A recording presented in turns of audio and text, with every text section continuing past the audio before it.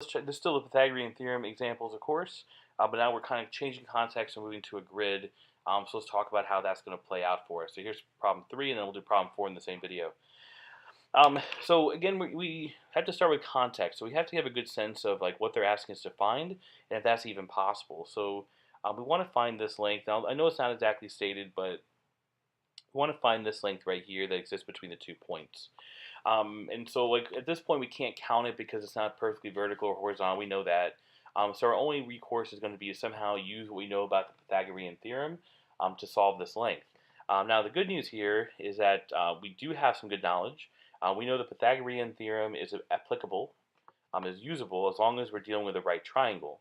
And so if we go back to our example, I know it doesn't look like we have a right triangle, but we can totally create one if we just draw on some more lines, which geometrically speaking, that's totally okay. We're on a grid, we know how to define lines. And so to make this a right triangle, what I'm going to do is take a line and drop it straight down, and then take another one and connect it straight over from the left. Okay. And since we're on grid lines, we can trust pretty safely that this is going to form a right angle here, thus giving us the opportunity to use Pythagorean theorem. Now we don't know the hypotenuse length, the one that's slanted here, so I'm just going to call it x to keep rhythm with how we've done it before.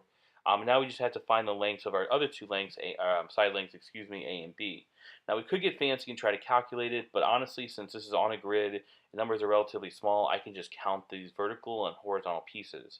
And so we have, let's see, vertically we have 1, 2, 3, 4, 5, 6, 7, 8, 9, 10. And so this distance here is going to be 10. And then horizontally speaking, we have 1, 2, 3, 4. And so this distance here is going to be 4. Now the reason that's important is because it gives us all that we need to actually operate the Pythagorean theorem. We have a right triangle, we're trying to find the hypotenuse, and I have two side lengths. So immediately we can drop into our a squared plus b squared equals c squared business. Okay? And we can start identifying what we're trying to actually use. And so we have this length here, the hypotenuse. We'll put that guy in for c. We know the hypotenuse will always be the largest side of that right triangle. We have this vertical length here. It doesn't matter which one you put in for, so I'll just put in for a. The important one, of course, is always the hypotenuse. The other two get added together, and since addition has no order, it doesn't really matter how you regard it. And so we'll put b in, 4 in for that b. Now let's do some substitution.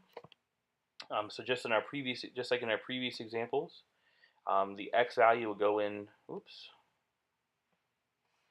Let's see. The x value will go in for c. I'll use parentheses to make sure I'm keeping everything grouped. The blue value 4 will go in for b. And then our vertical value is 10, and so I'll put that in for a. Okay. So the battle all but won here. We just had to do some algebra to kind of carry through our calculations. 10 squared is 100. 4 squared, of course, is 16. And then our x squared will just carry down.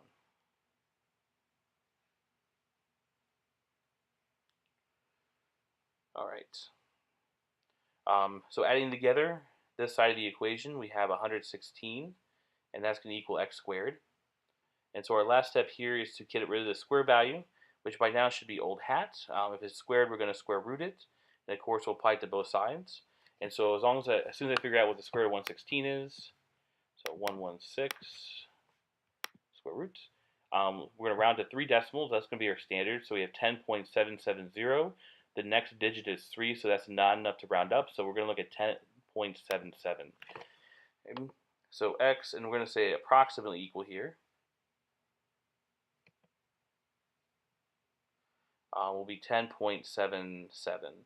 You can throw that extra 0 in if you want. It's not going to be needed in this particular case because we're just solving for a triangle here. So precision, although important, if we're off a digit, that's okay. Okay. So we have 10.77. We should judge the reasonableness of this answer. We know we're trying to find the hypotenuse. In this case, the hypotenuse, the orange in this case, has to be bigger than either one of the side lengths. Our biggest side length is 10. We got 10.77, so I think we're sitting okay. All right. So the takeaway here is just because you don't have a right triangle automatically given, if you're trying to find a diagonal length, you can always create a right triangle by drawing in a couple other side lengths. Now I chose to draw mine straight down and then straight over to the left. That's not the only triangle obviously you could have made. You could have drawn it up and then to the right. And it doesn't really matter which one you use because if you think about it, the lengths were going to be the same. And so I totally could have drawn this over 4 and then dropped this straight down like this and calculated that triangle. I just chose the bottom one because that's the one that popped in my mind first. They're the exact same triangle, it is repositioned, reoriented in a different way. Okay? Alright, so let's go ahead and move on to example 2 if you need it. Okay? And you'll find this one's going to kind of flow in a very similar manner. So we first need to identify what we need to find. In this case, it's going to be, again, this diagonal length. So if you kind of catch on the rhythm, this immediately tells us like this is going to be that hypotenuse. And so we have to form a triangle around it. So I'm going to go kind of the opposite way we did last time. Instead of going down, I'm going to go up here.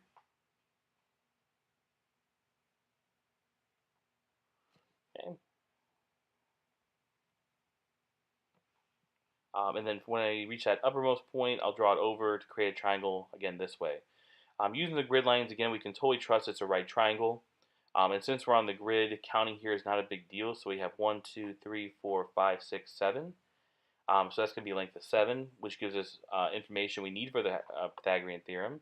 Then we have 1, 2, 3, 4, 5. 2, 3, 4, 5, yep. And so we have 5 over for the top. And so just like the first problem is we have all the information we actually need to operate the Pythagorean theorem. We have a right triangle. We have 2 of the 3 side lengths. And so now we can just go into our algebra, which hopefully at this point is starting to get a little repetitive, meaning that you're starting to kind of catch on to the rhythm. So we have a squared plus b squared equals c squared. That's a horrible equal sign. Let's try that again. Okay. Let's take a second to identify what we're going to put where. And so 7 is a side length. They can go in for a or b. So I'll just put in for b. 5 is another side length, so again it can serve as either one, so I'll call it A. And then our last piece, c squared, will just be our x value in this case. And I'm just choosing x because I'm just using a variable to represent it. It doesn't matter what you pick in this situation, or you could just leave it as a c. That's just kind of my style. That's how I like to do stuff. All right, now substituting it in. So we have b going in for 7. We have 5 going in for A. And then we have, in this case, x going in for c. And again, it doesn't matter which variable you use here or if you just want to keep it as c. You just have to represent it in some way. All right, simplifying down, 7 squared is going to give us 49. 5 squared is going to give us 25. And then x squared will just remain x squared because that's what we're trying to solve. Okay? So we have 25 and 49. So let's see, that's 40, 50, 60, 40, 50, 60, 74. And that's going to be x squared. Okay. My calculator disappeared. Alright, so let's go ahead and get that into our calculator. I'm going to check my arithmetic here really quick. So 25 plus 49. Okay, it is indeed 74. So we'll square root it.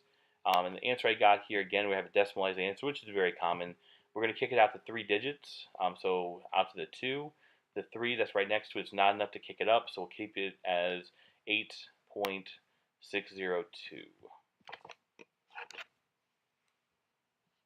So if we apply a square root on both sides, we have x, which is approximately equal to 8.602.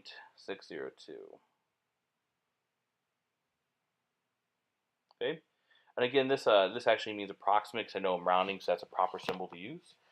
So let's double check. We know that we're solving for the hypotenuse. It's got to be the largest side of a right triangle. And so we go back to our picture.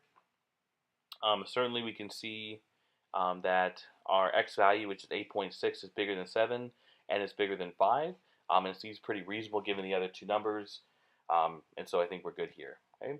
And so I hope this helped. Hopefully this will provide you some examples that you can use to work your page of problems to kind of get you started on level 1 or get you through level 1.